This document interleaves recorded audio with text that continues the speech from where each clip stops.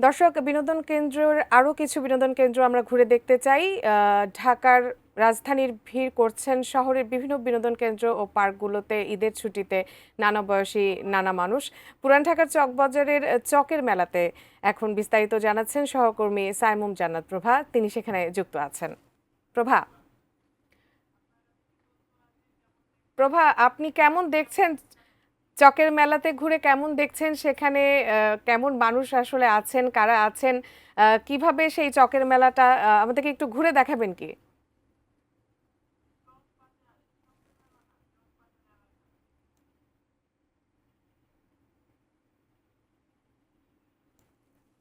উজমা, ঈদের শুভেচ্ছা সবাইকে। আমরা কিন্তু দর্শক এখন রয়েছি পুরন ঢাকার চকবাজারের বেগম বাজার মোড়ে এবং এই পুরো রাস্তা জুড়েই কিন্তু একটা মেলা বসেছে। আমরা বিক্রেতাদের সঙ্গে কথা বলে জানতে পেরেছি প্রতি রোজার ঈদে এবং বহু বছর ধরে এই মেলাটা কিন্তু হয়। এটাকে চকের মেলা বলা হয় এবং রাস্তার দুপাশে কিন্তু ছোটদের খেলনা থেকে শুরু করে বড়দের ব্যবহার্য জিনিসপত্র, মাটির জিনিসপত্র, কাঠের এবং বিভিন্ন ধরনের সামগ্রী এবং আসবাবের কিন্তু পসরা বসেছে এখানে আমরা দেখতে পাচ্ছি। এবং বাংলাদেশের বিভিন্ন জায়গা থেকে বিক্রমপুর সহ মুন্সিগঞ্জ সহ অন্যান্য জায়গাগুলো থেকে কিন্তু ব্যবসায়ীরা এখানে এসেছেন তারা এবং তাদের সঙ্গে কথা বলে আমরা জানতে পেরেছি যে বহু বছর ধরে রমজানের ঈদের পরের 3 দিন তারা কিন্তু এই মেলাটি করে থাকেন এবং এই বছর আগামী শুক্রবার পর্যন্ত মেলাটি চলবে।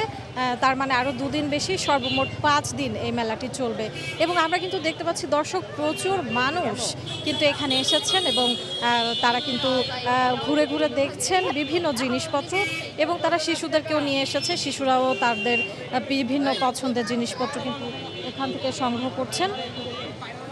এবং এই রাস্তাটার ঠিক পাশের রাস্তাতেই কিন্তু চকবাজারের আরও ওই রাস্তাটা জুড়েই কিন্তু সমস্ত রাস্তা জুড়েই বিভিন্ন রকমের খাবারের পসরা বসেছে এবং সেখানে কিন্তু দর্শনার্থীরা তাদের এবং ঈদের পরদিন হওয়ার কারণে কিন্তু দর্শক সবাই তাদের ঈদের আনন্দটা উপভোগ করার জন্য এবং ঈদ উদযাপন করার জন্য কিন্তু এই রাস্তা এখানে এসেছেন এবং এই মেলাতে কিন্তু তারা অংশগ্রহণ করছেন। উজমা, এই ছিল পুরন ঢাকা চক বাজার থেকে চকের মেলার সর্বশেষ খবর।